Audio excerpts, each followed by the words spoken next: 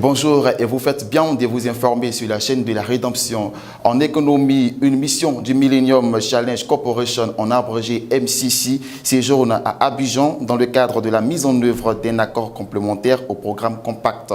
Cette signature intervient à la suite de l'accord du don du programme Compact au profit de la Côte d'Ivoire d'un montant de 315 milliards de francs CFA, entériné le 7 novembre 2017 à Washington en présence du président ivoirien Alassane Ouattara et une délégation du MCC. La signature de ce protocole a eu lieu au cabinet du ministre de l'économie et des finances le mardi 5 décembre 2017. En société, une campagne nationale de lutte contre le mariage des enfants a été officiellement lancée le mardi 5 décembre 2017 à Abidjan. Selon la ministre ivoirienne de la Femme, de la Protection de l'Enfant et de la Solidarité, professeur Mariatou Kone, qui pilote cette campagne, son pays s'engage à travers cette action à mettre fin à ce phénomène. Dans un rapport du Fonds des Nations Unies pour l'enfance en abrégé UNICEF datant de 2016, plus de 40% des filles ont été contraintes au mariage avant l'âge de 18 ans.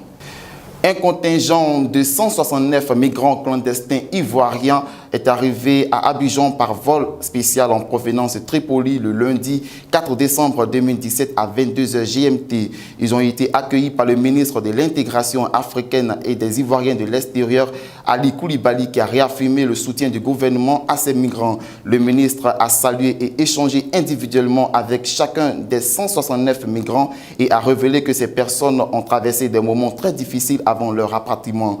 Au total, ce sont 464 migrants qui ont été rapatriés à 2 semaines. Selon le gouvernement ivoirien, d'ici fin décembre, ils seront 1300 à être rapatriés en Côte d'Ivoire. Hors de nos frontières, le président américain Donald Trump va reconnaître ce mercredi 6 décembre 2017 Jérusalem comme capitale d'Israël en dépit des mises en garde des dirigeants de la région qui redoutent une flambée de violence. Le locataire de la Maison-Blanche ordonnera par ailleurs de préparer le transfert de l'ambassade des États-Unis de Tel Aviv de Jérusalem. Quand bien même les appels contre une telle décision aux conséquences imprévisibles sont tombés en cascade au cours des dernières 24 heures, du roi Salman d'Arabie Saoudite au président français Emmanuel Macron, à la Chine en passant par l'Allemagne, tous expriment leurs mêmes préoccupations.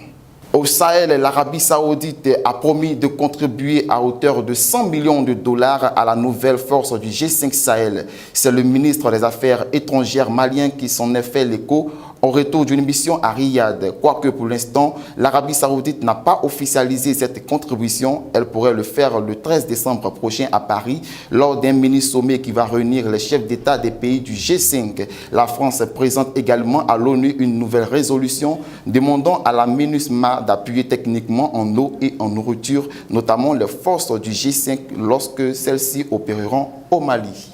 Refermons ce flash par une page sportive. La Confédération africaine de football a décidé de soutenir financièrement les 5 pays africains qualifiés pour la Coupe du Monde 2018 en Russie. Le Maroc, le Nigeria, l'Égypte, la Tunisie et le Sénégal vont ainsi empocher chacun un chèque de 500 000 $, environ 250 millions de francs CFA. Cet argent devra servir principalement à renforcer et améliorer l'encadrement technique de chaque pays. Merci de nous avoir suivis sur la chaîne de la Rédemption. Que Dieu vous bénisse.